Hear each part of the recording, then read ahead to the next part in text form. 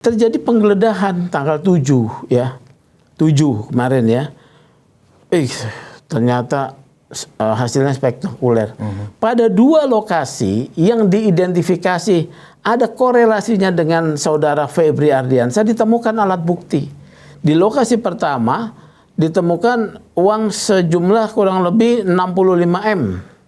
Ya, terdiri dari mata uang Sing dolar dan dolar Amerika dolar. Di tempat kedua, di satu rumah pribadi di Sentul, di mana di rumah itu ada foto keluarga Pak Febri. Ya, kita nggak bilang ini rumahnya Pak Febri, tapi di dinding ada foto keluarga Pak Febri. Sudah cukup membuktikan bahwa itu adalah rumah beliau. Terkorelasi lah, terindikasi lah. Ditemukan emas 75 kilogram. Mata uang dolar, mata uang dolar Singapura ya, dalam box dalam sudah tersimpan box itu, di jumlah keduanya 541 miliar. Pertanyaannya, ini duit punya siapa? Yang sudah kemudian faktual TNI. Kenapa pula ikut-ikutan? Iya, sampai datang ke Krimsus, itu yang salah di sana. Kalau menjaga ada argumentasi Kepres 66 ya. Tapi menggeruduk pagi-pagi ke Polda Metro Jaya itu udah pasti obstruction of justice. Kalau dia memaksakan diri ya, menggunakan upaya paksa, maka kena obstruction of justice. Situasi ini justru dalam perspektif saya ini ada pertarungan mengesankan sebagai pertarungan 2 lembaga ya. Lembaga penegak hukum yang harusnya kompak satu ya. Kenapa harus kompak satu? Mereka itu adalah bagian daripada sistem peradilan pidana terpadu. Antara polisi dengan jaksa, ini harus kompak di dalam penegakan hukum. Kalau nggak kompak, yang akan tercederai adalah rasa keadilan. Yang tercederai adalah penegakan hukum. Salah satunya apa? Contohnya kasus Roy Suryo. Ketika polisi menahan ya, kejaksaan melepaskan. Itu termasuk mencederai. Itu bukan mencederai, itu menunjukkan ketidakkompakan.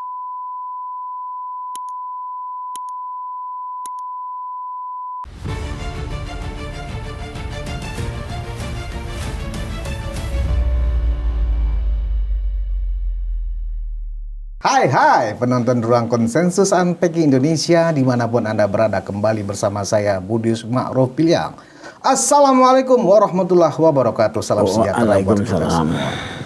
Hari ini saya akan membahas hal yang paling rame ya, dari subuh, dari dini hari ya kan, di mana ada semacam ya Pak, sebenarnya ini adalah proses penegakan hukum ya. Ada dugaan ya pejabat utama di Kejaksaan Agung ya. Dugaan dugaan ya, mungkin melakukan tindakan TPPU, ada penggeledahan di malam hari, kemudian konon katanya juga subuh dini hari juga sekelompok anggota TNI yang menggeruduk markas Polda Metro Jaya. Nah, saya sudah bersama dengan Ketua Indonesia Police Watch, Pak Sugeng Teguh Santoso, yang pasti punya pandangan ya tentang apakah memang ini proses pro justisia sedang dilakukan oleh Polda Metro Jaya, atau ini ada irisannya dengan lagi nggak bagusnya relasi antara kepolisian dengan kejaksaan. Terima kasih kembali Pak Sugeng. Kembali memenuhi undangan saya. Ruang Konsensus. Dan kita hari ini kebetulan kemejanya putih-putih nih Pak ya. Berarti kita orang yang putih itu ada di garis netral. Iya, kan? Putih bersih dong. Putih bersih. Ya, tidak boleh netral, Bang. Tidak boleh netral kita ya? harus mengambil posisi ya pada setiap fenomena atau kondisi, tapi pada posisi yang benar dan baik. Benar dan baik. Iya. Kepegangan ya, benar dan baik. Iya. Siapa yang benar dan baik? Mari kita diskusikan. Mari. Nah, ini salah satu kasusnya kita mau menempatkan di sana ya. Ya. Nah, Pak Sugeng, kalau kita lihat memang itu menjadi breaking news ya, dari dini hari saya pun ini beneran apa siaran ulang breaking news. Nggak pernah loh Kompas TV nggak begitu ya melakukan breaking news di jam 2-an seperti itu, dan pagi hari juga ada cerita. Kalau memang ini terkait dengan pejabat utama Kejaksaan Agung ya, anggaplah itu yang disebut-sebutkan Jampitsus ya Pak ya, Pak Febri Ardiansyah itu, apakah memang harus jam segitu dilakukan semacam penggeledahan dan itu memang pro justisia dan kasus ini yang disangkakan kepada Pak Febri ini sebagai Jampitsus, apakah kasus baru atau kasus lama, Pak? Wah, ini menarik ini ya. Bukan berarti IPW adalah pelindung polisi ya, Pak ya? Bukan berarti ya. Indonesia pelindung polisi. Indonesia bukan pelindung dong. polisi. Makanya saya dikatakan ya, kita tidak boleh netral, tapi mengambil posisi berpihak pada yang baik dan benar. Oke. Gitu kan? Ya. Jadi kalau polisinya itu ya kita juga kritik terus, ya toh. Nah, situasi ini justru dalam perspektif saya ini ada pertarungan mengesankan sebagai pertarungan dua lembaga, ya. Lembaga penegak hukum yang harusnya kompak satu, ya. Kenapa harus kompak satu? Mereka itu adalah bagian daripada sistem peradilan pidana terpadu. Antara polisi dengan jaksa ini harus kompak di dalam penegakan hukum. Kalau nggak kompak, yang akan tercederai adalah rasa keadilan. Yang tercederai adalah penegakan hukum. Salah satunya apa? Contohnya kasus Roy Suryo. Ketika polisi menahan, ya, kejaksaan melepaskan. Itu termasuk mencederai. Itu bukan mencederai, itu menunjukkan ketidakkompakan. Dan saya pernah berpendapat ini polisi dikerjain oleh jaksa. Ya. Ya. Tapi apakah itu terkait dengan yang sekarang saya nggak tahu ya. Nah, ini dua kelembagaan ini harus kompak. Yang kedua ini pertarungan. Kenapa? Yang menjadi sasaran penyelidikan dan penyidikan ini diduga adalah Pak Febri Ardiansyah, Jampitsus yang pejabat utama. Ya. Nah, kalau ini terjadi, ya, mereka kemudian kejaksaan mutung marah gitu ya. Bagaimana perkara-perkara yang dari polisi untuk diajukan ke pengadilan mereka semuanya tolakin. Pencari keadilan akan dirugikan korban-korban. Nah, makanya ini harus kita lihat sebagai perkara terkait oknum. Maka teori oknum ini bisa menyelesaikan problema ini, ya. Jadi kita menempatkan sasaran penyidikan Polri dalam bentuk joint komite antara Kortas Tipikor dengan Polda Metro Jaya, dalam hal ini Direktur Kriminal Khusus joint komite sedang menyidik oknum Kejaksaan Agung. Oknum ya? Oknum. Bukan lembaganya? Bukan lembaga. Supaya ini bisa kita memilah dan memisah, ya. Supaya sistem tetap berjalan. Nah, oknum, ya. Nah, yang diselidiki apakah ini perkaranya bagaimana sih? Nah, ini saya mau kasih tahu nih latar belakang. Ini perkara saya mengikuti sejak nyaris 1,5 tahun yang lalu, ya. Jadi kami IPW, ya, Kosmak, tim pembela demokrasi Indonesia dan Peradi itu mengikuti satu proses hukum yang diduga mengena kepada praktek lancung yang diduga dilakukan oleh Jampitsus, ya. Kita pernah melaporkan ke KPK dugaan penyelewengan kewenangan dalam kerja Jampitsus, ya, terkait apa? Lelang aset Gunung Bara Utama, ya. Itu ada selisih harga yang menurut kami jadi kerugian negara yang dilakukan oleh Jampitsus, ya, oleh kejaksaan, ya. Sampai sekitar 9 triliun, ya. Wow. Kita laporkan, ya. Yaitu terkait dengan kasus sitaan, ya, sitaan perusahaan tambang. Waktu disita dibilang katanya nilainya 11 triliun. Waktu dilelang cuma 1,9 triliun. Kemana sisanya? Nah, ya kan itu satu. Terus kita juga memantau, ya, kasus soal Zarof Rikar. Ya, Zarof Rikar yang hanya didakwa dengan dakwaan gratifikasi bukan suap. Kalau gratifikasi hanya terkena kepada siapa? Zarof Rikar. Rupanya tidak mengenakan pasal suap. Kejaksaan Agung ini diduga melindungi pelaku-pelaku korupsi. Salah satunya adalah Sugar Group, yaitu Gunawan Yusuf dan juga ada perempuan pemilik Sugar Group juga ya yang sudah diakui oleh Jarod Afrika dia terima uang. Ya. Itu dilindungi. Termasuk apa? Mahkamah Agung disandera, bukan dilindungi, tidak ditindak tetapi disandera. Itu ya, kedua. Ketiga, kasus apa lagi? Nah, Asabri. Asabri itu terkait yang tadi Gunung Bara Utama tadi ya. Yang ketiga, kemarin tuh kita bulan Agustus 2025 Kosmak termasuk IPW melaporkan dugaan adanya penjualan batu bara yang dimanipulasi kualitasnya. Batu bara gar rendah dijual dengan nilai gar tinggi, dibayar dengan gar tinggi.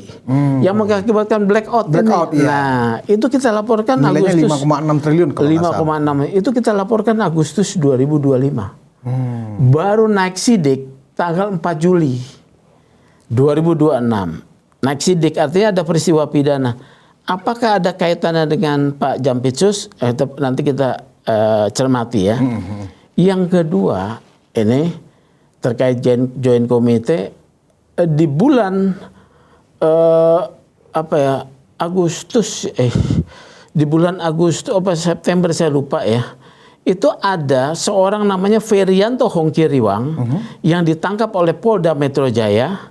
Ketika dia diperiksa oleh Polda Metro Jaya dalam perkara penganiayaan dan penyekapan, dia akhirnya keluar dari mulutnya bahwa dia menjadi markus di Kejaksaan Agung dalam kasus korupsi yang ditangani Kejaksaan Agung. Makanya ada joint committee kan, ya kan? Kenapa saya ini dari Kortas, ini dari Polda, rupanya sasarannya sama, diduga terkait dengan pejabat utama di Kejaksaan Agung. Setelah 4 Juli terjadi penggeledahan tanggal 7 ya. 7 kemarin ya. Ternyata hasilnya spektakuler. Pada 2 lokasi yang diidentifikasi ada korelasinya dengan saudara Febri Ardiansyah ditemukan alat bukti. Di lokasi pertama ditemukan uang sejumlah kurang lebih 65 M. Ya, terdiri dari mata uang Sing dolar Dan dolar Amerika. Amerika dolar. Di tempat kedua, di satu rumah pribadi di Sentul, di mana di rumah itu ada foto keluarga Pak Febri. Ya kita nggak bilang ini rumahnya Pak Febri, tapi di dinding ada foto keluarga Pak Febri. Sudah cukup membuktikan bahwa itu adalah rumah beliau. Terkorelasi lah ya, terindikasi lah. Ditemukan emas 75 kilogram, mata uang dolar, mata uang dolar Singapura ya, dalam box dalam sudah tersimpan box itu. Di jumlah keduanya 541 miliar. Pertanyaannya, ini duit punya siapa? Iya. Di tempat yang diduga terkorelasi dengan Febri, padahal di LHKPN dia nilainya kekayaannya nggak segitu. Iya. Nah ini yang sedang diselidiki nih ya saat ini. Nah ini oknum harus dilihat. Tapi saya dengar malam ini saya dengar Pak Febri akan mundur. Saya dengar informasi ya. Karena berita sudah terilis di media, Pak Presiden meminta dia gentle, ya hadapi kasusnya, diminta mundur, ya. Kalau dia mundur, akhirnya ini menjadi oknum kan? Betul. Kelembagaan tetap jalan. Menurut saya sikap Presiden benar. Nah, jadi ini kan praktek korupsi yang dilakukan oleh pejabat yang punya kewenangan menegakkan hukum, ya. Yang saya sedih dari proses ini ada pihak ketiga ya yang menimbrung, yang sesungguhnya tidak boleh ikut dalam proses kasus korupsi apalagi menghalangi. Siapa itu? Ada sekumpulan oknum lagi, saya bilang oknum TNI. Pertama setelah penggeledahan di The Clan Signature di Cipete, restoran Cipete dan di Sentul. Ada informasi salah satunya mau menggeledah rumah Pak Febri yang di Jalan Radio, ya, tapi dijaga oleh TNI. Ini ada 2 sudut pandang. Memang berdasarkan Kepres 66, Presiden telah membuat Kepres baru yang kita kritik ya, bahwa pengamanan pejabat-pejabat Kejaksaan Agung boleh oleh TNI. Oke, itu boleh ada di sana. Tapi kalau ada tindakan pro justisia atas dasar proses hukum tidak boleh dihalangi. Ya, tapi saya dengar sudah ditarik pasukan. Nah, ini apakah akan dilakukan penggeledahan ya? Menurut saya harus dilakukan ya. Nah, yang kedua, ini yang menurut saya tidak ada dasarnya, yaitu sekumpulan orang yang diidentifikasi sebagai TNI dengan dipimpin oleh 2 bintang 1 dari TNI. Berarti itu perwira tinggi itu, Pak? Iya, perwira tinggi mendatangi Polda Metro Jaya, Dirkrimsus, diarahkan ke Dirkrimsus. Kalau dia bertamu, dia kan tidak subuh-subuh, tidak membawa pasukan yang banyak. Apa kepentingannya? Bisa jam kerja, betul. Ya, bawa senjata, terekam, ya, dan informasi yang didapat, mereka mau meminta saksi yang diperiksa terkait dengan penemuan barang bukti di 2 tempat tersebut dibawa. Dan juga saya dapat informasi barang buktinya juga mau diminta. Jadi ini negara kok dianggapnya nggak ada aturannya gitu loh. Oleh karena itu yang peristiwa kedua ini adalah peristiwa pelanggaran tusi TNI kalau menurut saya ya.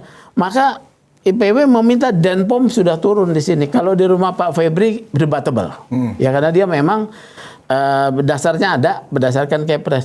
Tapi turun kepada Polda Metro Jaya itu sudah melanggar tupoksi. Sudah tupoksi. Ngapain? Tidak ada tugas di sana, ya.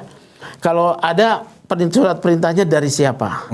Pasti Panglima TNI tidak menerbitkan, ya, surat perintah itu. Artinya atas keputusannya sendiri. Maka ini adalah pelanggaran disiplin. Harus diperiksa Denpom, dicopot dari jabatannya pertama, ya. Dilucuti jabatannya. 2 perwira ini, ya, jadi harus dilucuti. Oleh karena ini Presiden saya meminta melihat ini sebagai satu proses hukum dengan jernih, ya. Tidak melihat kita Presiden atau kita semua tidak melihat ini perseteruan antara lembaga. Supaya kita menyelamatkan negara kesatuan Republik Indonesia dalam bidang penegakan hukumnya. Begitu, Bang. Iya, jadi kita tidak bisa secara sederhana menganggap ini balas sakit hati antara kejaksaan dan polisi dan kejaksaan nggak bisa sesederhana itu, Pak. Itu justru pikiran yang keliru ya, Pak. Iya. Sugeng ya. Nah, jadi kalau ada oknum polisi yang saat ini sedang ditangani kejaksaan harus dibongkar kasusnya, ya, didalami kasusnya. Kan ada 2, yang satu sudah pensiun. Irjen Sony ya, yang satu lagi baru bintang 1 Brigjen Pol LMI ya. Lalu Muhammad Irwan. Silakan untuk ditegakkan ya. Kita harus menempatkan ini sebagai oknum yang sedang melanggar. Begitu juga oknum pejabat utama Kejaksaan Agung yang diperiksa oleh pihak kepolisian juga harus dilakukan pro justisia semaksimal mungkin, sebaik mungkin. Secara profesional dan akuntabel ya. Tapi kalau udah digeledah di 2 tempat itu ditemukan itu, udah gampang menjelaskan lu dapat duit dari mana, gajimu berapa. Ketika dia berbisnis, bisnis apa dapat punya duit 1,5 triliun. Sementara keterangan yang dihimpun oleh polisi memiliki satu nilai signifikansi yang kuat. Ya, ada dugaan tindak pidana korupsi. Berarti yang sedang terjadi penyebab dari kenapa kemudian ada penggeledahan, penggerebekan di 2 tempat di rumah pejabat utama Kejaksaan Agung itu bukan kasus yang dicari-cari, bukan kasus yang ujuk-ujuk ada gitu ya, itu Pak. Itu laporan dari kami yang pertama, yang di mana, yang di Kortas ya. Itu kami laporkan hampir setahun yang lalu, yang di Kortas. Yang satu lagi di Polda, IPW yang mengungkap. Ya, walaupun sudah ada informasi tapi IPW mengungkap ya. Nah, sekarang baru kemudian mencapai titik kulminasinya nih ya. Jadi mereka membentuk joint committee. Makanya untuk kita semua, kita harus memang harus menilai secara objektif ini sebagai kasus penegakan hukum ya. Tidak perseteruan 2 lembaga. Karena nanti kasihan gitu loh pada kalau diri kita. saya melihat begini Pak Sugeng, supaya ini tidak di-framing oleh pengamat ya kan, oleh penumpang gelap ya kan. Ini kan sangat seksi untuk dibenturkan antara kejaksaan dengan polisi, apalagi ada oknum TNI-nya Iya, kan gitu. oknum TNI. Apakah perlu misalnya dalam waktu segera ya antara Kapolri dengan Panglima TNI statement bahwa ini semuanya adalah proses penegakan hukum dan semuanya mendukung komitmen dari Presiden Prabowo untuk siapapun tanpa pilih kasih harus ditegakkan kalau memang terbukti ada pelanggaran hukum apalagi korupsi. Cocok ya. Karena ini kan Kapolri sebagai representasi institusi Polri, Panglima TNI sebagai representasi TNI ya, dan juga Jaksa Agung. Bertiga mestinya ya, press conference Pak ya. Oke. Untuk mendinginkan suasana. Betul, kalau enggak pasti akan di framing ini Pak. Kalau antara Jaksa Agung, Kapolri dan Panglima TNI hanya diam, ya kan? Harus press conference bersama kalau perlu malam ini. Ya kan begitu. Betul, lebih cepat lebih baik. Cepat lebih baik agar apa? Agar nggak digoreng kemana-mana. Betul. Jadi diamnya mereka semua bisa dinilai mereka sedang berseteru kan? Berseteru. Iya ya. Jadi harus dibuat. Itu sesuatu yang sederhana sebetulnya dalam konteks kita negara hukum dan institusi formal negara ya. Jadi kita menggunakan teori namanya oknum, oknumisasi ya, supaya terpisah dengan kelembagaannya ya. Jadi itu membuat tenang. Nah ini belum ada nih. Iya. Nah kita berharap Presiden Prabowo selaku Panglima tertinggi dari proses penegakan hukum ini, ya mungkin perlu perintah juga barangkali Pak, agar mereka bertiga ini, para pejabat utama di kabinet ini, Kapolri, Jaksa Agung, dan Panglima TNI segera press conference menjelaskan kepada publik menjelaskan sebagaimana fakta yang ada di lapangan ya. Saya tambahkan sedikit ya terkait dengan Brigjen LMI. Kapolri sudah menyatakan melalui Kadif Humas ya, Irjen Pol Isir ya, menyatakan bahwa Kapolri mendukung proses penegakan hukum terhadap silakan diproses terhadap Brigjen Polisi LMI. Itu sudah ada ya. Sudah terbuka ya. Sudah Kapolri, terbuka ya. Yang belum terbuka sekarang Jaksa Agung nih. Iya. Tapi kan Febri belum menjadi tersangka. Belum. Mungkin menunggu ya. Tapi karena udah berita berseliweran itu. Nah, yang sudah kemudian faktual TNI. Kenapa pula ikut-ikutan? Iya, sampai datang ke Krimsus, itu yang salah di sana. Kalau menjaga ada argumentasi Kepres 66 ya. Tapi menggeruduk pagi-pagi ke Polda Metro Jaya itu udah pasti obstruction of justice. Kalau dia memaksakan diri ya, menggunakan upaya paksa, maka kena obstruction of justice ya. Misal memaksa nih. Tapi saya gak aneh nih Bang ya. Anehnya kenapa? TNI apalagi pasukan-pasukan elit yang terlatih ya. Kalau dia mau melakukan operasi itu prinsipnya mission accomplished. Misi harus terlaksana dengan sempurna. Iya. Bagaimana caranya itu urusan lo. Iya. Urusan lo. Biasanya kan begitu memang, ya. Karena dalam perang itu memang segala sesuatu bisa dilakukan, yang penting tidak melanggar konvensi Jenewa, ya. Pakai taktik segala macam. Ini mereka sudah datang, ya. Kalau dengan prinsip mission accomplished, saksi ke bawah dong. Saksi ke bawah dong, apapun caranya, ya kan?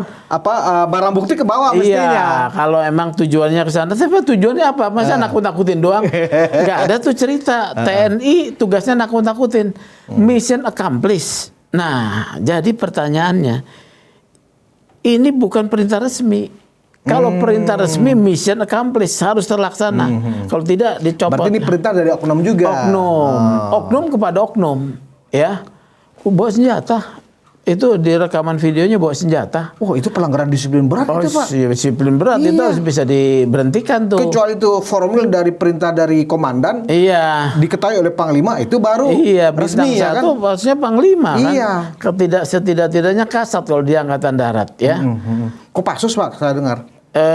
Dia kesatuannya udah bukan Kopassus, dia dari unsur Kopassus tapi kesatuannya apa? Yang satu kesatuannya apa gitu ya? Jadi kesatuannya latar belakangnya maksud saya. Iya, latar belakangnya. Nah, ini kan bukan ciri khas operasi militer. Iya. Ini adalah operasi operasi liar. Dan ini juga bukan operasi non militer juga. Iya, ya. Jadi menurut saya ya sudah ngaco gitu ya. Ini jangan dilembagakan, jangan dibiasakan, apalagi dilembagakan sebagai satu normalisasi kesalahan. Harus ditindak ya, Denpom harus turun nih ya. Kemarin itu Pak, Kadif Humas Polda Metro Jaya, Kombes Budi itu sudah bicara, berharap semua pihak ya tidak menghalangi proses penegakan hukum yang sedang dilakukan oleh pihak kepolisian. Sudah ngomong, tapi memang tidak spesifik. Nah, ya, kan kalau dia ngomong begitu, dia tidak menyebut unsur manapun, termasuk juga unsur TNI. Tapi kita bisa meraba kemana arahnya. Ya, artinya kan Polda Metro Jaya sudah mengingatkan. Sudah kan ada indikasi. Sudah ada indikasi. Ya.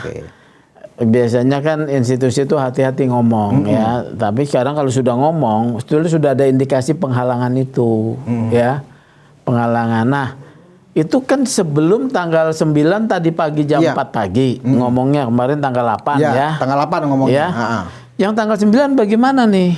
Yang tadi pagi. Iya, ini belum ada pernyataan resmi dari TNI, dari orang yang ada di lapangan tuh, O2 Oknum. Dari Polri belum ada. Semuanya bingung mungkin ya. Kenapa terjadi itu?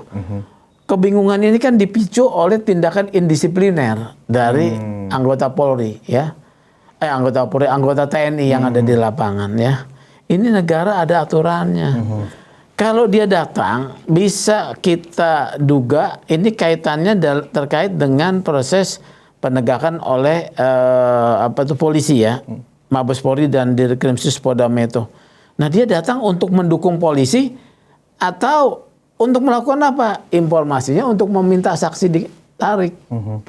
Ya berarti ini udah bukan tugas resmi. Iya. Tugas Tapi apakah waktu itu informasinya apakah berhasil membawa saksi dan barang bukti? Enggak lah, kan di situ sudah ada Brimob juga.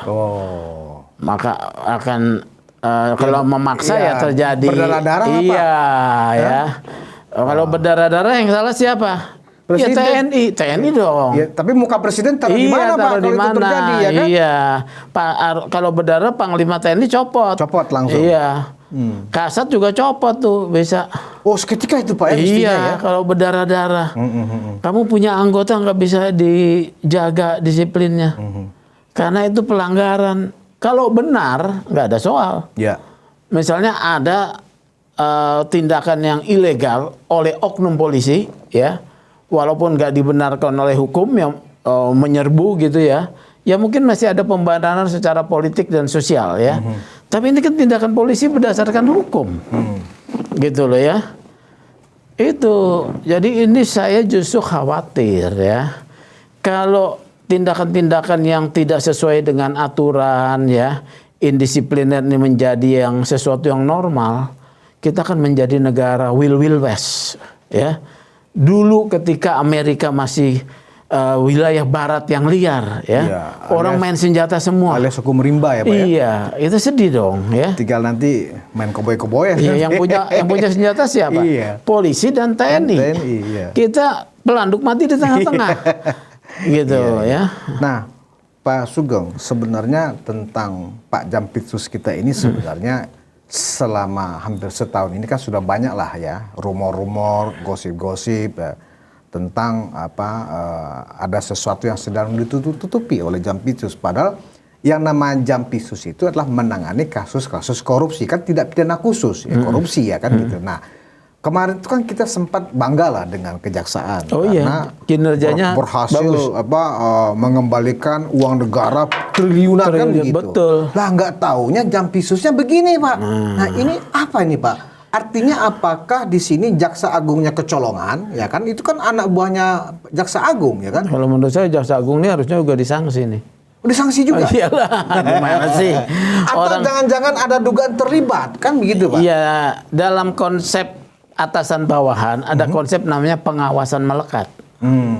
Ya, isu Jampitsus tadi seperti dikatakan ini bukan hari ini. Betul. 1 tahun sebelumnya. Sudah lama kita mendengar memang. Jadi selain kita mengapresiasi kinerja kejaksaan, memang tingkat kepercayaan kejaksaan dalam kinerja lebih tinggi dari polisi, ya. Tapi sebetulnya Jaksa Agung tahu, ya. Dia mencopot secere-cerenya aja tuh oknum jaksa yang di bawah yang itu ditindak-tindak. Tapi Jaksa Agung tahu. Nah, pertanyaannya apakah terlibat? Terlibat mungkin tidak. Terlibat kan berarti melakukan tindakan aktif yang sama, ya, atau punya yang namanya meeting of mind, ya, kesadaran yang sama. Mungkin dia tenang tapi tidak melakukan pengawasan, dan saya khawatir, ya, ada sesuatu yang diberikan. Saya khawatir, ya. Oleh karena itu, kalau ini sampai Pak Febri nanti terbukti memang diminta pertanggungjawaban dalam kasus ini, ya, ini Jaksa Agung tidak boleh lepas, ya. Tidak bisa lepas, ya. Iya. Kalau misalnya hanya mengetahui tapi membiarkan, itu termasuk pelanggaran. Termasuk pelanggaran. Pelanggaran, Pak, ya. Pengawasan tidak dilakukan, ya. Pengawasan tidak dilakukan. Masuk akal nggak sih, Pak, kalau Pak Jaksa Agung mengatakan saya nggak mengetahui? Nggak masuk akal, Pak, ya? Nggak masuk akal lah. Tapi dia berarti tidak pengalaman. Iya. Daripada dia kan jaksa juga, ya. Kecuali mungkin dari dia bukan jaksa, ya. Dulu ada Pak Abdurrahman Saleh, kan bukan jaksa, bahkan lebih cenderung seniman. Pak Abdurrahman kan jaksa karir, ya kan, Pak? Iya. Kalau ini kan jaksa karir juga. Setelah pensiun diangkat lagi, ya. Jadi itu sesuatu yang nggak logis. Jadi ini pertanyaan saya, ya. Ini yang harus dibedah dengan cara apa? Pemeriksaan internal. Internal juga harus memeriksa. Jamwas juga harus, Pak Jaksa Agung memerintahkan Jamwas untuk meminta keterangan, ya, kepada Pak pejabat utama dalam ini Pak Febri, ya. Yang kedua, TNI juga harus introspeksi, ya, untuk menarik pasukan dan melarang anggotanya bertindak di luar perintah resmi, ya. Polisi juga untuk dalam penanganan ini harus profesional dan akuntabel, ya. Penanganan ini bukan sebagai katanya rivalitas, balas dendam, ya. Nggak boleh begitu. Bahwa ada persepsi publik yang berkembang seperti itu nggak bisa disalahkan dong, Pak. Harus dijawab dengan kinerja. Jawab dengan kinerja. Dan transparansi. Ya, tapi memang belum waktunya ini diumumkan karena belum ada penetapan tersangka. Iya. Masih sidik, ya. Tapi tidak boleh terlalu lama. Sudah harus bisa merumuskan, ya, dari hasil penggeledahan. Kan ketika naik sidik itu, kalau mekanisme kerja polisi, pertama ada informasi dari masyarakat, dalam ini Kosmak, ya, termasuk IPW di dalamnya, itu mungkin setahun yang lalu, ya. Informasi itu kemudian didalami, kemudian ada laporan tipe A. Internal, ya. Setelah laporan tipe keluar perintah penyelidikan. Setelah penyelidikan mendapatkan informasi, langsung gelar perkara, naik sidik, ya. Naik sidik adalah pintu berdasarkan ketentuan undang-undang, pintu untuk melakukan tindakan paksa, penggeledahan. Penggeledahan memanggil saksi, kalau saksi nggak datang bisa dijemput, ya. Dan segala macam. Kalau sudah dapat cukup keterangan harus segera untuk gelar perkara penetapan tersangka. Ini situasi sedang panas-panasnya, polisi harus bergerak cepat, ya, makanya sebut profesionalisme, ya. Tetapi juga akuntabel. Akuntabel itu dapat dipertanggungjawabkan tindakan-tindakannya berdasarkan ketentuan hukum, ya, gitu, ya. Ini yang harus dilakukan. Saya mendorong nih polisi melakukan itu, ya, supaya tidak terjadi spekulasi. Kalau dilihat dari barang bukti ditemukan, secara kepemilikan itu jelas itu rumahnya Pak Febri, itu kafe bekasnya Pak Febri, berarti memang sulit menghindar kayaknya nih, Pak. Artinya apa?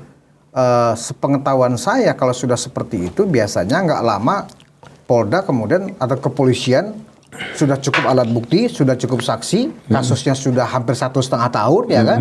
Biasanya langsung lidik ini, Pak. Sidik sudah sidik. Maksudnya sidik gitu loh. Sidik sudah penetapan tersangka ini, Pak. Belum, ya. Jadi itu ya itu indikasi, ya. Uang itu ada di sana, uang siapa kan harus ditanya. Ya. Kan nanti kalau yang ditanya itu kalau dalam sistem proses penegakan hukum ini seperti makan bubur panas. Pinggir dulu. Yaitu dari saksi-saksi yang ada di tempat kejadian perkara. Misalnya yang di rumahnya yang diindikasikan sebagai rumahnya Pak Febri, yang diindikasikan sebagai kafe miliknya Pak Febri, ya diindikasikan, ya. Itu yang ada di sekitar situ, di atas temuan itu yang bertanggung jawab akan diminta keterangan. Makanya saksi diperiksa tuh, ya, saksi diperiksa. Tetapi dalam kaitan pemeriksaan itu, polisi juga harus memberikan ruang. Ada pengacara yang dampingi ya, sesuai kuap harusnya ya. Iya. Jadi pengacara dampingi. Setelah diperiksa kan, yang keterangan ini harus ditanya duit siapa. Kalau dia tidak tahu kan aneh. Ya, ini pertama ini rumah siapa. Iya. Ya, kemudian CCTV di setiap lokasi pasti diambil. Ya. Terusnya handphone itu pasti diambil, dilakukan forensik digital, ya CCTV juga dilakukan forensik digital.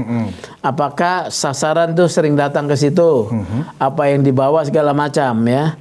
Nah juga yang di resto. Tapi saya mau sampaikan, saya pikir polisi sudah melakukan penyelidikan setahun sudah ada informasi dan data ya. Berarti kalau dilihat dari informasi tadi Pak Sugeng di awal bahwa sore ini mungkin Pak Febri akan mengundurkan diri, ya kan? Informasinya. Dan memang Presiden sudah memerintahkan hadapin secara jantan, kan begitu. Artinya memang indikasinya memang sudah mengarah ke penetapan tersangka. Ya Belum kan? tahu saya, tapi mungkin arahnya ke sana ya. Iya. Masih ragu-ragu nih kayaknya IPB. Iya, masih ragu-ragu karena belum ada informasi yang dirilis ya. Nanti kalau kita ngomong mendahului ya. Nah, Pak Sugeng, sebagai ini sebuah giat yang sangat diinginkan oleh Presiden Prabowo, pemberantasan korupsi. Ini kan sebenarnya bongkar-bongkaran ya, ya kan? Bahwa bongkar segala kebusukan atau markus yang ada di kejaksaan, begitu juga bongkar yang ada yang nggak bersih di kepolisian. Nah, kalau kemudian ditarik kepada persoalan politik, ya kan, di mana saat ini memang ada kesan seolah-olah relasi kuasa antara Presiden Prabowo dengan Pak Jokowi yang sekarang sedang anggaplah kasusnya sedang bergulir ya kan di pengadilan, terkesan memang seolah-olah kejaksaan ini sedang berpihak tanda kutip Pak ya ke pihaknya Roy Suryo dan kawan-kawan. Apakah ini bisa ditarik juga dalam konteks politik seperti itu Pak Nggak Sugeng? bisa. Nggak bisa. Karena begini ya, karena kejaksaan senyatanya menjadi lawannya Roy Suryo di persidangan dan mendakwa Roy Suryo ya telah melakukan pencemaran nama baik kepada Pak Jokowi ya. Nah, yang makanya saya sedang mencari surat dakwaan itu. Itu kita bisa membedah nanti surat dakwaan itu dibuat lemah apa tidak. Kalau dibuat lemah, mengarah kepada bebas, itu tadi omongan itu bisa jadi. Bisa jadi kenyataan. Kayak dakwaannya Zaruf Rikar, itu kesengajaan. Dibikin lemah? Bukan dibikin lemah, hanya pasal gratifikasi, bukan suap. Dia kan yang memasak ya. Yang dimasaknya cuma satu jenis makanan aja. Padahal harusnya dua jenis makanan. Suap atau gratifikasi. Ini gratifikasi aja. Nah, perkara Roy Suryo, ini harus kita lihat dakwaannya. Ini kan perkara bukan korupsi ya, tindak pidana umum ya. Artinya di bawah wewenang Jampidum. Menurut saya tidak ya, tidak ada kesengajaan ya. Nanti kita lihatlah surat dakwaannya gitu. Oke, sebelum kita masuk lebih dalam lagi tentang kasus pencemaran nama yang memang lagi disidangkan, Pak. Closing statement Pak Sugeng terhadap penggerebekan yang terkait dengan dugaan kita keterlibatan oknum pejabat utama di Kejaksaan Agung, kira-kira apa, Pak? Apa sikap Presiden nih, Pak? Ini sudah harus sikap Presiden ini. Sikap Presiden ya. Apakah reshuffle misalnya? Pak Presiden ini harus membuat pernyataan ya, karena kondisinya sudah melibatkan mengesankan pertarungan dua institusi. Karena yang terkena sasaran adalah pejabat utama kejaksaan ya. Saya mengharapkan Pak Presiden normatif saja bahwa program saya terkait dengan pemberantasan korupsi harus ditegakkan ya. Tidak pandang bulu siapa saja yang melakukan korupsi harus ditindak. Cukup. Dengan pernyataan itu artinya beliau sedang membersihkan seluruh prasangka masyarakat dan mengembalikan pada prinsip hukum. Ya. Itu artinya menegakkan prinsip hukum tuh. Ini pernyataan nih penting nih ya. Nggak perlu ngomong soal pejabat ini, pejabat, nggak usah. Tegakkan proses hukum berdasarkan hukumnya secara profesional dan bertanggung jawab. Cukup. Karena itu program beliau dari awal. Iya. Kan, gitu. Cukup itu aja Pak Cukup, ya? iya. Tapi kalau Presiden Tapi tidak bicara, kalau tidak bicara, tiba-tiba dia mencopot atau meminta mundur, sudah selesai juga. oh sama aja ya? Iya, sama aja. Oke. Ya. Kalau malam ini ada berita breaking news mundur Febri, sudah tidak perlu Presiden Mengeluarkan statement. mengeluarkan statement. Karena dengan status bukan jampitsus, proses untuk memeriksa Febri tidak berbelit. Karena kalau dia masih dalam status jabatannya itu, Iya. harus minta persetujuan Jaksa Agung. Betul. Ya, berdasarkan Undang-Undang Kejaksaan. Nah, kalau kemudian dikaitkan lagi dengan terlibat atau tidak terlibat, mengetahui atau tidak mengetahui atasan Jampitsus dalam hal ini Jaksa Agung, itu kira-kira Presiden juga perlu bersikap tegas dengan misalnya melakukan pergantian Jaksa Agung misalnya? Karena kan nggak mungkin juga, asumsinya kan nggak mungkin Pak, Jaksa Agung nggak tahu. Prerogatif Presiden. Oh, ya. oke. Tapi dikaitkan dengan masa tugas yang sudah cukup lama, ya sangat bijaksana kalau memang juga Pak Jaksa Agung juga selesai, bukan dicopot ya, selesai masa Karena memang tugasnya. sudah lama. Iya, sudah lama ya. Perlu ada penyegaran Betul, juga. iya. Berarti kalau perlu penyegaran di Kejaksaan Agung, berarti perlu penyegaran juga di kepolisian. Bisa jadi, iya. Pak Sigit juga harus diganti gitu. Bukan, harus bukan diganti gitu ya. Harus ada penyegaran di mana dibicarakan, karena kan tidak ada kekeliruan di sini. Di kepolisian tidak ada problem masalah seperti di Kejaksaan Agung pada level pejabat utamanya ya. Ini mungkin terkait dengan Pak Sigit sendiri, apakah beliau meminta mengundurkan diri karena sudah terlalu lama demi regenerasi, dan Presiden mengabulkan ya dengan memberi izin untuk mengundurkan diri menyelesaikan tugas ya. Karena jadi Kapolri bukannya enak loh ya, ya gitu ya. Atau bagaimana? Jadi alasan memberhentikan nggak buat Presiden tidak ada. Dalam menurut pandangan saya ya. Iya, karena tidak ada yang terlibat di sana, aparat atau pejabat utama kepolisian nggak ada yang terlibat. Tidak ada, dan bahwa juga, kemudian ada oknum yang terlibat dalam kasus MBG misalnya, itu kan di luar punya struktur, sikap, di luar struktur. Iya, ya, bukan di internal dan bukan pejabat utama. Betul. Oleh karena itu pejabat utama Polri harus menjaga diri ya, supaya tidak mengimbas kepada institusi dan kepada Kapolri. Ya. Ya. Baik, berarti untuk sesi materi tentang ini kita sudah selesai. Artinya kita berharap memang ya Presiden ya bersikap tegas kalau memang tidak ada pengunduran diri dari Jampitsus. Harus ada statement minimal menyatakan bahwa jangan pernah ada menghalangi program saya dalam pemberantasan korupsi. Iya. Ke Antartika pun dikejar, apalagi hanya di Jakarta. Iya, Jakarta di depan mata. Di depan mata. Baik, Pak Sugeng. Nah, yang kedua yang juga heboh hari ini adalah tentang sidang kedua nih Pak. Sidang kedua kasus pencemaran nama baik yang sudah berlangsung di PN Jakarta Timur. Di mana hari ini agendanya adalah pembacaan eksepsi atau pembelaan dari pihak terdakwa atau perlawanan terhadap dakwaan. Yang menarik di sini adalah mereka membuat perlawanan ya dengan dua argumen ya. Pertama, ini adalah persona in objektif. Objekto dan persona in error in persona. Dan error in objekto. Nah, ya. Itu menurut Pak Sugeng kira-kira benar gak sih bahwa JPU salah dalam menentukan objeknya dan salah dalam mendakwa Tifa sebagai terdakwa? Iya. Kalau pandangan saya dari awal, siapa sih yang ngomong melulu ijazahnya Jokowi palsu? Ya mereka, Pak. Ya mereka iyalah. Oh, personnya itu kan. Kan bukan Budius Piliang, ya kan? Bukan Sugeng Teguh Santoso. Yang ngotot si Roy Suryo.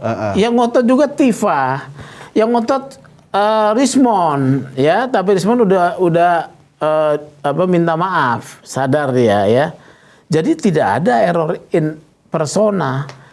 Ya, kalau didalilkan segala macam oleh mereka bahwa ini perbuatannya belum sudah dilaporkan tapi perbuatan belum terjadi, ya. Itu soal teknis yang menjadi kewenangan hakim, ya. Jadi dalam hal perlawanan ini kita harus tahu berdasarkan hukumnya. Itu kalau seingat saya ya, dakwaan dinyatakan batal ya atau tidak dapat diterima apabila satu ya tidak dapat diterima nih terkait dengan yurisdiksi absolut, kewenangan absolut dan kewenangan relatif. Ya. Kewenangan absolut ini misalnya ini perkara perdata tapi kenapa dipidana? Ini sudah pasti perkara pidana, pencemaran nama baik ya. Kewenangan relatif yang dia sebut itu ya. Saya dilaporkannya di Jakarta Selatan gitu ya. Ini soal yurisdiksi pengadilan di mana yang akan menangani, apakah Jakarta Utara, Jakarta Selatan atau di mana ya. Kalau Roy Suryo ini kan di mana? Pengadilan Negeri Jakarta Timur ya. Ya. Pengadilan Negeri Jakarta Timur. Jadi laporan itu dalam perkara tindak pidana IT, pencemaran nama baik itu di mana korban mengetahui pertama kali. Jadi ketika dia mengetahui pertama kali misalnya di Jakarta Selatan, dia bisa lapor di Jakarta Selatan. Dia mengetahui di Jakarta Pusat, dia bisa lapor di Jakarta Pusat. Walaupun orang itu melakukannya misalnya di luar Pulau Jawa, ya, dia bisa lapor, ya.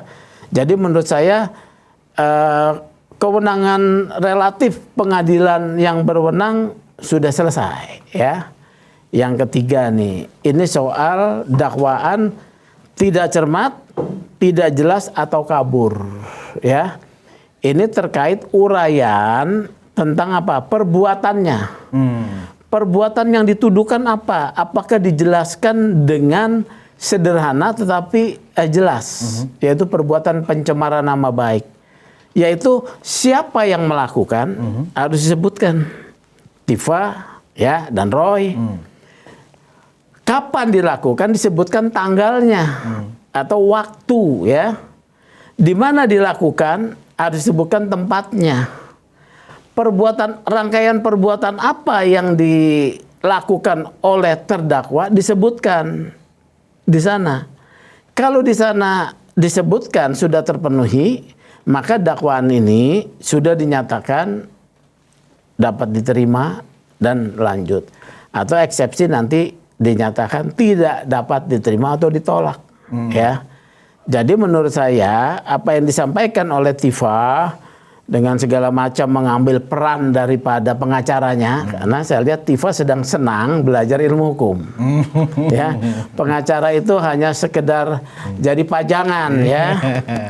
Jadi Tifa kemudian mengambil panggung itu ya. Seolah menjadi dokter hukum juga. Iya, ya? Kalau saya sebagai pengacara saya tidak mau sekedar sebagai pajangan. Saya akan larang klien saya untuk bicara hukum. Kamu pesakitan, ya. Kamu tidak bisa mengobati dirimu sendiri. Kalau kamu tidak taat, saya tidak mau jadi penasihat hukummu. Itu sikap profesional dan sikap konsistensi, pride dari seorang advokat. Nah, kalau kemudian permintaan mereka dengan dua itu tadi Pak, bahwa ini salah secara objektifnya, ini salah secara orangnya, mereka meminta perkara ini agar hakim mengabulkan permintaan mereka agar ini tidak bisa dilanjutkan lagi kasus ini. Itu gimana Pak? Itu boleh, itu sah mereka lakukan. Karena memang diberi ruang seluas-luasnya di sana, ya, untuk mengajukan segala argumentasi. Makanya disinilah pentingnya saya bilang ya. Ini perkara hukum ini jangan digoreng terus ya, tapi tidak dibawa ke pengadilan. Yang harus dilakukan adalah memberikan kepastian hukum buat Tifa dan Roy, memberi kepastian hukum buat korban Pak Jokowi, Presiden ke-7 ya. Dengan apa? Ada wasitnya di pengadilan. Nah, nanti terdakwa boleh ngomong apa saja. Ada satu lagi yang dia bilang, saya kan Pak Jokowi kan yang dilaporkan itu apa sih, ijazah digital gitu ya. Ya. Itu kan Pak Jokowi kan nggak punya ijazah digital. Digital kan yang gitu. Ada adalah analog. Analog. Kok bicara ijazah digital atau analog? Ini tidak sedang mengadili yang namanya ijazah Jokowi. Harus saya ingatkan ini. Karena dia merujuk kepada uploadan dari Dian Sandi, Pak. Itu Ya kan? hanya barang yang dipersoalkan. Yang sedang disidangkan di sini apa sih? Ijazah Jokowi asli atau palsu apa sih? Mau digital, mau analog apa? Perbuatan menghina. Bukan karena objeknya ya. Iya, jadi sederhana. Dia boleh berargumentasi segala macam, masuk kepada segala material nanti tidak diterima tuh. Ini perlawanan adalah mengenai formalitas daripada dakwaan memenuhi syarat nggak menurut KUHAP. Cermat, jelas dan lengkap, ya. Jurisdiksinya yaitu pengadilannya ini secara absolut sudah benar, secara absolut dan secara tadi apa yang kedua itu ya, itu juga sudah benar. Itu saja, bukan persoalan ini ijazah digital, ini ijazah atau bukan. Ini yang diadili adalah perbuatan pidana yang dilakukan oleh saudari Tifa dan terdakwa Roy yang menghina korban saudara Joko Widodo, itu aja. Nah, tentang ini memang sampai sekarang itu masih kontroversi, Pak. Karena bahkan seorang pakar hukum sendiri selevel Prof. Mahfud MD pun, ya. Pak Mahfud bukan pakar hukum pidana. Pakar hukum lah, nggak begitu. Kan dia dianggap sebagai pakar hukum, Pak. Yang nggak bisa segalanya dong. Nah, jadi kan rujukannya Pak Mahfud ini kan selalu dipakai oleh Roy dan Tifa ini. Tapi menurut Prof. Mahfud katanya, saya setuju kalau ingin terkait dengan tuduhan pencemaran nama baik, dipastikan dulu ijazahnya ini benar asli atau palsu. Salah. Jadi tarik ulur itu terus berlangsung sampai menurut sekarang. saya salah. Ini perkara sedang mengadili ucapan Roy dan Tifa yang dipublikasi yang merendahkan martabatnya saudara Jokowi, Pak Jokowi. Masa seorang presiden ke-7 dia bisa diterima, dihina punya ijazah palsu, padahal sudah melalui proses yang namanya KPU, ya, waktu jadi wali kota, waktu jadi gubernur, waktu jadi presiden, ya. Kan ada institusi negara yang mengecek tuh, ya. Jadi yang sudah pasti itu mencemarkan dong. Saudara Budius Piliang itu ya ijazahnya palsu. Padahal saya sudah jadi presiden gara-gara itu, ya kan? Iya. Salahkan yang memverifikasi dong kalau begitu. Iya, bukan salahkan yang memverifikasi, bukan. Ya, artinya yang memverifikasi itu melalui proses yang sudah menyatakan bahwa memenuhi syarat sah. Gitu loh ya.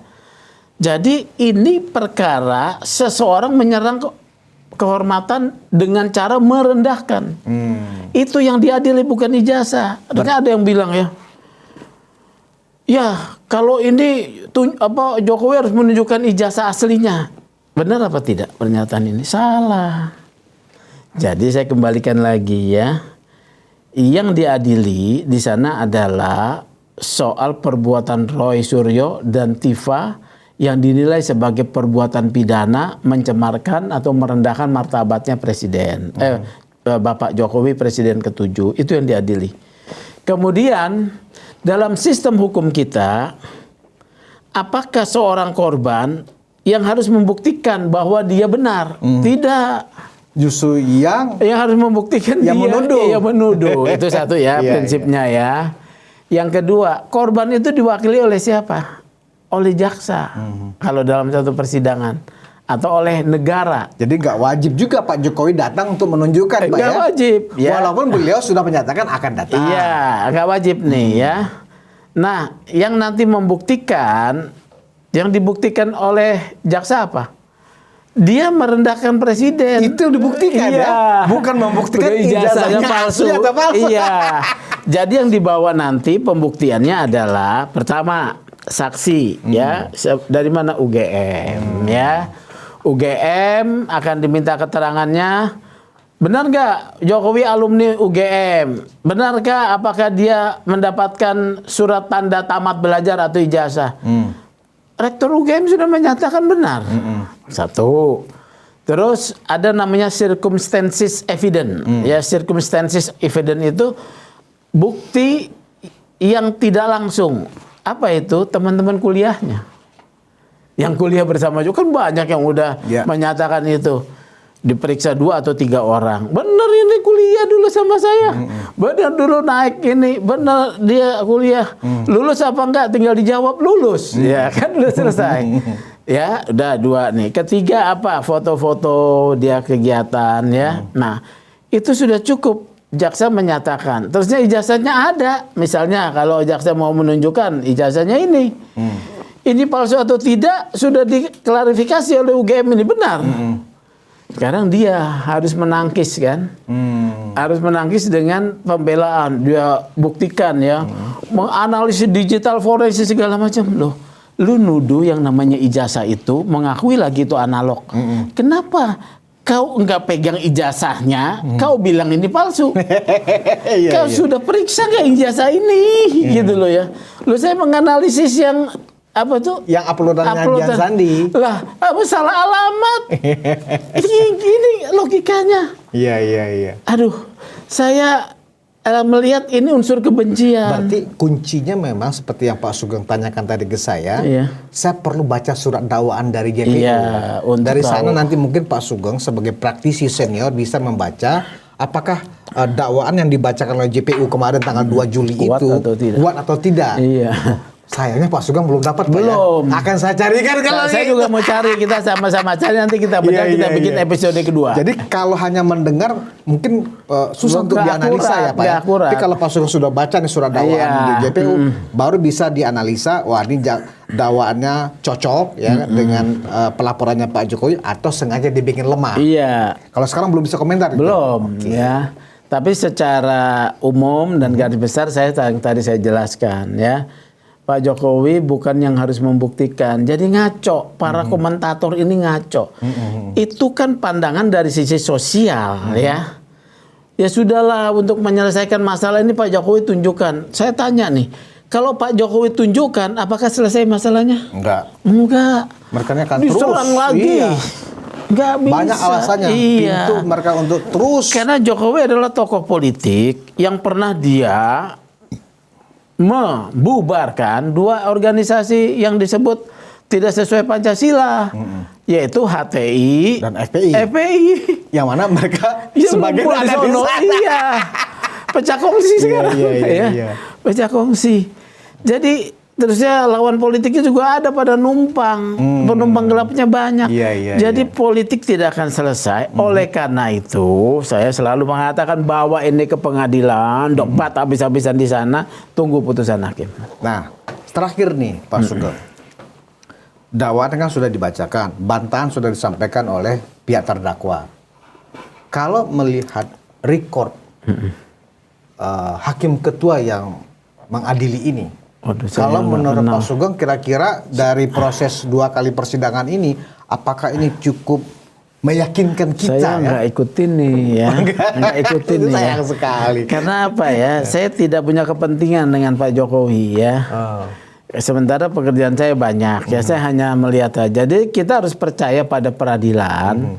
Bahwa yang menangani perkara ini tentunya ketua pengadilan dan dapat supervisi dari Mahkamah Agung memilih hakim yang memiliki kapasitas ya, bisa memimpin persidangan dengan tegas tapi juga menghormati hak-hak itu dengan humanis ya, karena nanti akan ramai nih pada saat pemeriksaan pembuktian 2 pihak ini akan mengerahkan massa mungkin dan dia harus mengendalikan sidang. Belum lagi Roy Suryo sama Tifa misalnya ngotot-ngototan ya, ribut sama jaksa, dia harus mengendalikan sidang, jadi harus tegas ya, bahkan harus mensanksi pihak-pihak yang tidak menghormati peradilan ya.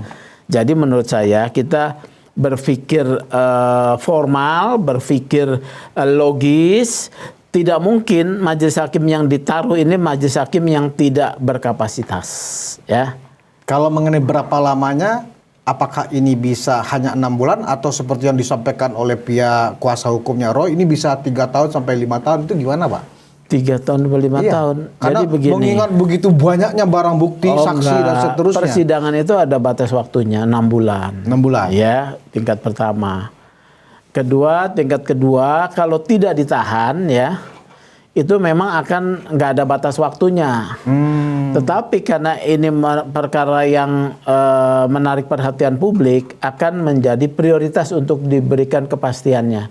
Kalau banding mungkin 3-4 bulan sudah putus. Kasasi lagi 6 nih kita ya, 6 bulan ya. Selama 6 bulan tingkat pertama. Iya, 4 bulan. Banding 3 bulan. 4 bulan lah.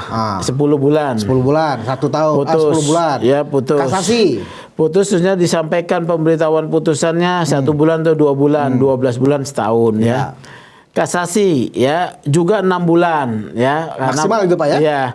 Ya paling 1 tahun setengah. Tahun. Sudah ada berarti putusan. Kuasa hukum dari pihaknya terdakwa memang mencoba terus memperkeruh situasi. Bikin sampai 3 tahun, 5 tahun dulu, kan gitu. Jangan salah. Mereka ingin menarik ini sampai ada terjadi perubahan pemerintahan. Oh, berarti ada tujuan politik di Iya, sini. perubahan pemerintah. Dalam pengalaman saya ya sebagai dulu aktivis hukum ya, membela perkara-perkara politik ya. Ini juga ada dimensi politiknya ya. Itu seperti Budiman Sujatmiko ya, dihukum, dia kan setelah reformasi dia mendapat gerasi. Betul. Ya.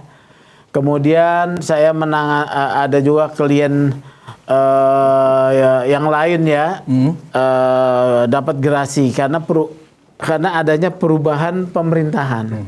Dia berharap itu ya, jangan sampai dieksekusi tapi belum dieksekusi, misalnya divonis nih 1 tahun tapi terganti pemerintahan yang pro sama mereka nih, dikasih gerasi ya. Itu yang dipikirkan menurut saya ya. Ya 3 tahun lagi kan akan ada perubahan pemerintahan ya. Jadi kalau memang diasumsikan sampai pergantian pemerintahan pun ini belum selesai, nggak mungkin juga Pak ya? Nggak mungkin. Ada batasnya. Ada batas. Maksimal ini 1,5 tahun sampai tingkat kasasi pun sudah selesai. Iya, sudah selesai. Artinya presidennya masih Pak Prabowo, ini sudah selesai. Paling lama 2 tahun lah. Paling lama 2 tahun. Maju mundur lah. Kalau kemudian ini ya jadi bayangan saya Pak, berdasarkan eksepsi yang disampaikan tadi oleh timnya Tifa, seolah-olah mereka yakin sekali bahwa eksepsi ini akan diterima oleh hakim bahwa perkara ini tidak layak untuk dilanjutkan. Itu keliru Pak ya? Menurut saya kalau eksepsi sudah masuk kepada pokok perkara akan ditolak. Akan ditolak. Ya. Itu sudah masuk pokok perkara ya. Karena sudah menganalisis ini digital, analog. Padahal ini baru pembacaan dakwaan, belum masuk baru ke formalitas. formalitas. Ya. Dia harusnya menyebutkan bahwa dakwaan ini tidak cermat, tidak jelas, ya tidak lengkap. Apa yang tidak lengkap, tidak jelas, tidak cermat. Bahwa dakwaan ini pengadilan negeri tidak berwenang. Apa sebabnya, ya kan? Gitu loh. Kompetensi absolut dengan kompetensi relatif. Itu aja sederhana. Nggak sampai masuk ke ini, Pokok perkara. ini nggak punya Pak Jokowi nggak punya ijazah digital dan Iya, sebagainya. Itu sudah masuk pokok perkara melalui proses pembuktian. Berarti perkara ini menurut Pak Sugeng Berlanjut. Oke, terima proses kasih. pembuktian. Memang kalau kita bicara dengan ketua IPW selalu membuat kita jadi fresh, kita menjadi begini konstruksinya ya. Begitu. Terima ya. kasih Siap. Pak Sugeng Teguh Santoso, Ketua Indonesia Police Watch. Penonton Ruang Konsensus, kita terus kawal ya. Ada 2 persoalan hukum ya yang sangat penting saat ini. 1, kita terus kawal ya apakah Jampitsus yang ditenggarain ya, ada barang bukti yang ditemukan oleh pihak kepolisian, apakah ini terkait dengan beliau? Kita tunggu kabarnya. Dan juga perkara kasus persidangan kasus pencemaran nama baik jangan juga kita lupakan. Jangan juga kita mau diseret dengan framing yang disampaikan oleh para pendukung Roy dan kawan-kawan bahwa ini adalah soal ijazah. Bukan, ini adalah soal pencemaran nama baik. Terima kasih atas perhatian Anda. Kita bertemu lagi di episode selanjutnya. Wassalamualaikum warahmatullahi wabarakatuh. Salam sejahtera. Waalaikumsalam warahmatullahi wabarakatuh.